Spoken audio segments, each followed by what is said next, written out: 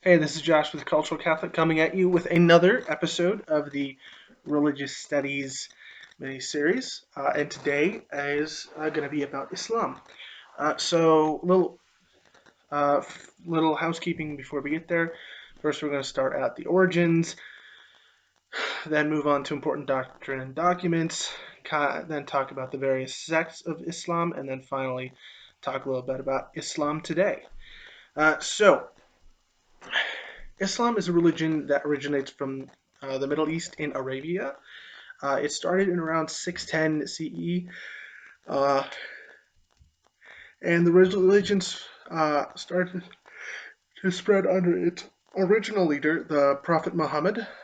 He was part religious leader, part political leader, and Muhammad recited what would become the Quran from 610 to 632 when he died, and we'll get a little bit more into that later. The parts of the world that are largely associated with Islam, the Levant, Arabia, North Africa, and Central Asia, were originally part of an Islamic empire that was conquered by Muhammad and his original successors, known as the caliphs or caliphs. Um, However, most Muslims live in South and Southeast Asia, with the largest population in Indonesia, as well as several large populations in sub-Saharan Africa, uh, which we will talk about a little bit more later. The spread to these parts of the world were largely from Sufis, who we will also talk about later on, or trade, because a great way to kind of create some sort of trust and parity is to adopt each other's ways. And the spread of Islam to Europe was largely done through conquest as well, although this is a fairly recent development. So some important doctrine and documents. With Islam, there is one central set of doctrines that are largely based on action. In Islam, it means to submit, and Muslim means one who submits. And the idea is to submit to the will of God. And you do this through action. And these doctrines are called the five pillars of Islam. The central of these is the Shahada, or the phrase, I testify that there is no God but God, and Muhammad is the messenger of God. And it's said in some variation depending on what translation you're using. Um, and it shows that Islam is a hard monotheistic religion, much like Judaism. A little fun fact, during the Middle Ages, Jewish and Muslim scholars, religious scholars, agreed that Islam and Christianity, or Judaism, were monotheistic. However, because of the Trinity, they weren't so certain about Christianity, since in Christianity there's a Godhead three in one, so basically a God with three personas, and with Islam there is literally only one God, with no other personas. Um, of the other pillars, there are Salat, Zakat, Saum, and Hajj. So Salat, or prayer, is the practice of praying 5 times a day. So with this, many Muslims either don't do that or they do it like once or twice a day. Um, and many Muslims actively stop what they're doing, wash themselves of impurities, and pray towards Mecca to Allah. And there's actually a very prescribed way of doing this. You start out standing, then you go to your knees, then you sit on your haunches, and then you prostrate yourself and do that several times. It's very ritualistic, very action oriented. Islam appears to be. Um, the next of these is zakat, or charity, and it is the practice of giving 2.5% of your assets above subsistence to the poor. Um, and one very common theme that is found in the Quran is helping the less fortunate, including the poor, the orphaned, and the widowed. Next is Saum, or fasting, and this is largely associated with Ramadan. This is the month in the Islamic calendar where Muslims choose, and it's completely a choice, to abstain from food, water, smoking, and sex from dawn to dusk. Uh, and during this month, and this month, because the Islamic calendar is a lunar calendar, falls on different times of the year. So I heard from some Muslim friends of mine that if it's during the winter, it's going to be a pretty good winter, a pretty easy time because it's like 5 hours or so where you're not doing those things. Whereas if it's like in July or June, it's kind of not fun because that's a long time to not be able to eat or drink. Um, and the final one is Hajj or pilgrimage, and this is a practice of making the pilgrimage to Mecca to pray at the Kaaba, which is actually if you're in Mecca during the Hajj, instead of pointing towards some random direction in Mecca, you actually pray towards the Kaaba. Um, and this is based on physical and financial well-being and is done in the last 10 days of the last month in the Islamic calendar. Now, there's also a practice known as jihad, which we've heard a lot of in today's age. Um, and jihad translates as the struggle, not holy war. And this can be either a personal and internal or external and community oriented struggle. And this can range anywhere from improving yourself or the community around you, such as volunteering to ease poverty, things of that nature, or waging war. However, there are several restrictions which are found in the holy book of Islam, which is the Quran. Quran means to recite, and Muslim and to read the Quran is to recite.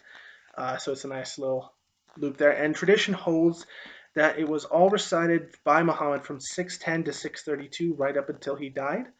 Um, and tradition also holds that he was illiterate, so to spread the verses, he'd do so by reciting it, memorizing it, and then his followers would do the same thing. And it would the Quran wouldn't be written down until several generations after Muhammad's death. Um, so there could be some slight variations, although tradition holds that it is basically the same as it was when Muhammad died in 632. Other important documents that don't actually hold any that don't hold religious value but are kind of like viewed as important are the hadith, and these are a set of documents. They are the sayings and actions of the prophet which were written down a couple of centuries after Muhammad's death, and some are considered more legitimate than others and that can be dependent on tradition. Um, and They're actually whole texts to kind of like prove that this one is more legitimate than others. It really depends on who you heard this from and and the chain of people you heard it from. Um, now, Islam does have sects and various traditions, and shortly after the death of Muhammad, there was a split in Islam. The majority believed that the immediate successor of Muhammad should be Abu Bakr, his father-in-law. This group believed that this it actually became the majority of Muslims today, and they became known as the Sunnis. And this word comes from the term sunnah, which means tradition. And they argued that the leader should be more of a secular leader. Uh, and over time, they also split, creating various different traditions based on the interpretation of the Quran and Hadith, much like Shia would. And one of these groups is the Salafist school of thought, which argues that all non-Muslims and infidels, not all non-Muslims are infidels, and bid'ah or innovation in Islam is wrong. So anyone who follows bid'ah uh, um, traditions in Islam are also viewed as infidels. Um, Shia, which was originally Shiat Ali or the partisans of Ali, believe that the leader should be Ali, Muhammad's son-in-law. Shia Islam is the smaller of the two. It basically splits between 85 to 90% Sunni, 10 to 15% Shia, depending on where you look. Um, and Shia Islam also split, and the biggest split was between the Twelvers and the Ismailis. Twelvers believe that there are only 12 Imams, one of whom hiding himself away and will return as kind of a like Messiah-like figure. Um, and Ismailis believe that the line of Imams has lasted to the modern day. Um, and they believe that the imams, Ali included, were not only political leaders but religious leaders as well. Um, and then there's this other group of Muslims known as the Sufis. Sufis are this kind of mystical tradition, and they're split, and they focus on the experience of Islam while still following the practices of Islam, and they can be split between drunk and sober.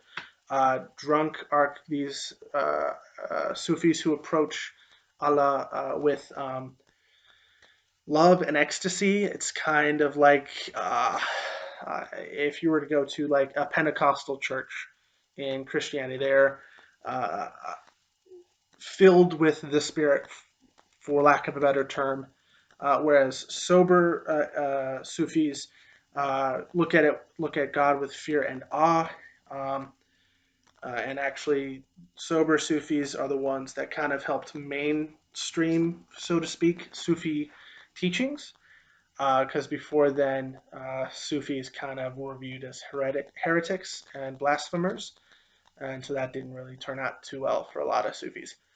So Islam today, Islam is found largely in Asia, spread from Southeast Asia to the Middle East, with four of the largest populations found in South and Southeast Asia, namely Indonesia, India, Bangladesh, and Pakistan. Only a few of the largest populations are found in what is traditionally viewed as the Muslim world, namely Iran, Turkey, Egypt, Algeria, and Morocco. And the other major population in the top 10 includes Nigeria. Now, there are several large populations in sub Saharan Africa, Somalia, Ethiopia, Nigeria, like I said, and a few other places like Mali.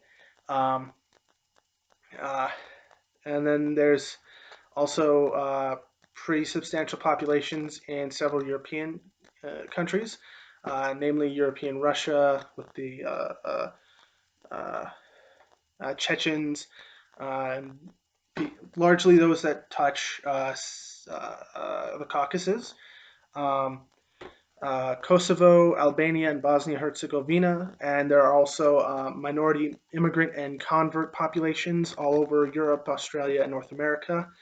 And combined, these populations total put the total Muslim population at just over a billion, or about a fifth of the world's population.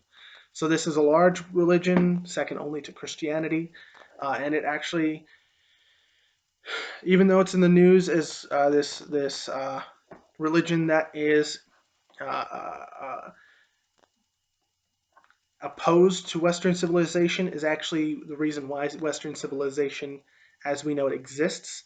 Um, a lot of the knowledge that was lost during the Dark Ages was actually preserved in the Muslim world. So the works of the Greek philosophers, the works of Rome, a lot of those things that were lost were preserved in the Muslim. Without the Muslim world, the Western civilization as we know it wouldn't exist.